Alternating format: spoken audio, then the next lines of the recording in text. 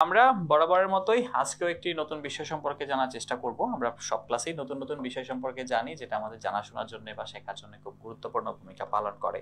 তবে আজকে পড়ার আগেই আপনাদেরকে একটা বিশেষ বিষয় দিব বলে ঠিক করেছি, সেটা হচ্ছে হার। আপনাদেরকে হার দিব। কিসের হার? ব্যাকরণের কাছে হার মানে হেরে যাওয়া, নাকি স্যার ওই হার? কোনটা? পড়ার। পড়ার হারের কথা বলছি নাকি হেরে যাওয়ার হারের কথা বলছি, আমি কিন্তু দুইটাই বলছি। আপনি নিজে বুঝে নেন যে আপনি হার দিয়ে আসলে কি বুঝেন। বলেন তো হার দিয়ে কি বুঝায়? হ্যাঁ আরিফ হাসান ভাই, ওয়ালাইকুম আসসালাম, আশা করি ভালো আছেন আপনি। হার দিয়ে কি বুঝায়? কারো কার কথা মাথায় আসবে? স্পেশালি আপু যারা আছেন, আপুদের মাথায় আসবে হার মানে তো হার স্যার, ওই যে হার গলায় পরার অলংকার। হ্যাঁ, আর আমাদের ভাইদের মাথায় হার বলতে প্রথমে যেটা আসে হচ্ছে হেরে যাওয়া। কেন আসে আমি জানি না। আমি যখন লাইভ ক্লাসে মানে সামনাসামনি ক্লাসে যখন জিজ্ঞেস করি না, তখন দেখা যায় আপুরা সবাই গলার হারটাই ইন্ডিকেট করে, এবং যারা ভাইয়ারা আছে তারা আছে হেরে যাওয়া বিষয়টা সবচেয়ে বেশি উল্লেখ করে। এটা হয়ে যায় কেন জানি, সবার মাথায় মানে ওই যে কি জানি বলে না, একটা কনসেপ্ট আমাদের বাংলা ভাষায় একটা লাইন আছে না, যার মাথায় যা ফাল দিয়ে উঠে তা, এরকম ব্যাপার আর কি। আচ্ছা যাই হোক, এটা একটা ফান করে বললাম। হার দিয়ে আসলে অনেকগুলো অর্থ করা যাবে। শতকরা হার, গাণিতিক হার, এই হারগুলো কিন্তু হার দিয়ে বোঝানো হয়। হার দিয়ে আমি হেরে যাই বলি, হার দিয়ে আমি অলংকারী বলি। খেয়াল করেন, এই হার কিন্তু একটা অর্থপূর্ণ শব্দ। হার একটা অর্থপূর্ণ শব্দ। হার একটা অর্থপূর্ণ শব্দ, তাই তো? হার একটা অর্থপূর্ণ শব্দ, এটা অর্থ আছে। এখন এই যে হার একটা অর্থপূর্ণ শব্দ, যেটার অনেকগুলো অর্থ বের করা সম্ভব, এই হার নামক অর্থপূর্ণ শব্দের আগে আমরা যদি প্রো নামে ছোট একটা অংশ যুক্ত করি, তাহলে দেখবেন অর্থ কি হয়ে যাচ্ছে, বা নতুন একটা শব্দ কি হয়ে যাচ্ছে? প্রহার। এখন খেয়াল করেন, হার তো মূল শব্দ ছিলই, এর আগে যে প্রো নামক ছোট্ট একটা অংশ যুক্ত করার পরে নতুন একটা শব্দ হয়ে গেল, বা নতুন অর্থপূর্ণ একটা শব্দ তৈরি হয়ে গেল।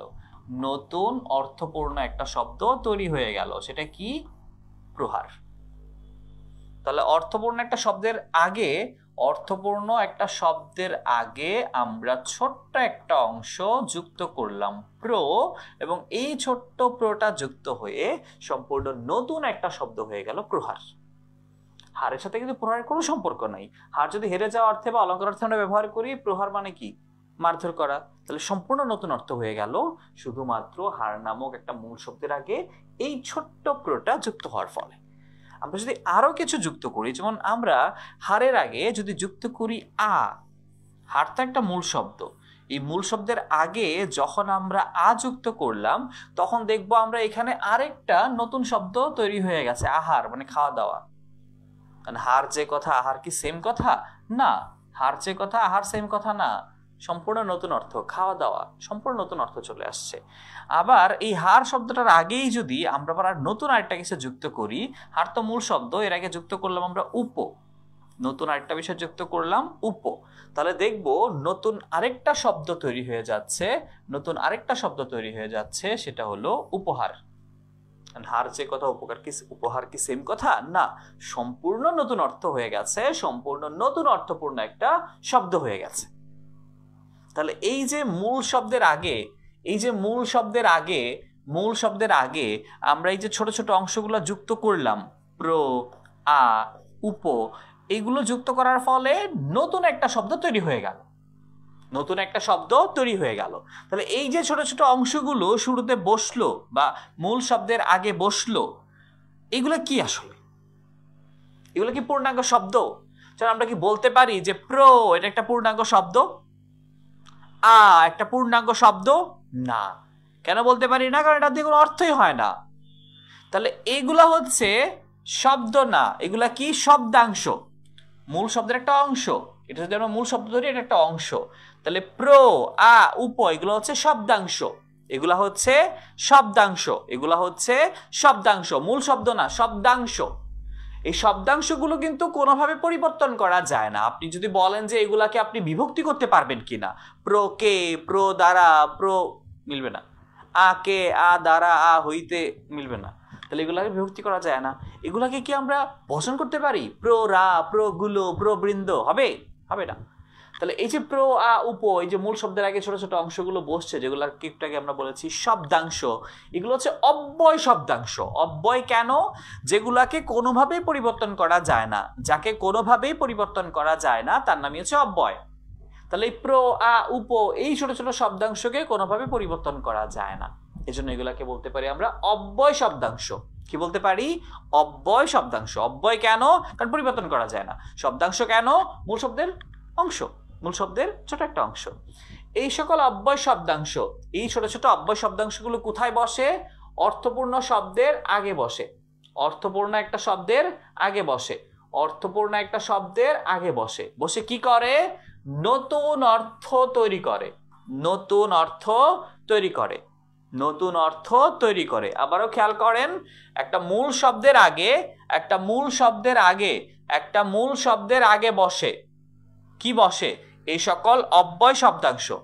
এই অব্যয় শব্দাংশগুলো মূল শব্দের আগে বসে, বসে নতুন অর্থ তৈরি করে। এই যে ছোট ছোট অব্যয় শব্দাংশগুলো, এই যে ছোট ছোট অব্যয় শব্দাংশগুলো যেগুলো মূল শব্দের আগে বসছে, আগে বসে নতুন অর্থ তৈরি করছে, এই সকল অব্যয় শব্দাংশগুলোকে, এই সকল অব্যয় শব্দাংশগুলোকে বলা হয় উপসর্গ। এই সকল ছোট ছোট অব্যয় শব্দাংশগুলোকে বলা হয় উপসর্গ। ওকে, তাহলে উপসর্গের কনসেপ্টটা কি দাঁড়ালো?